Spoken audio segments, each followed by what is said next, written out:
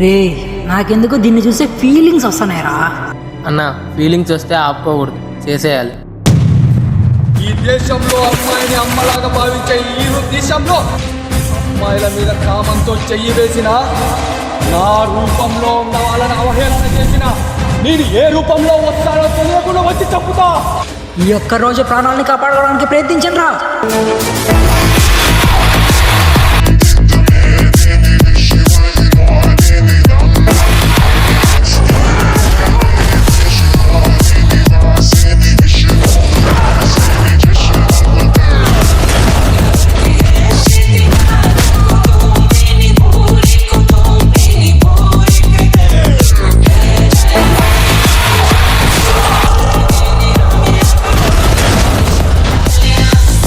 మీలాంటి వాళ్ళు బ్రతుకుంటే శ్రీ జాతికి అవమానం రా.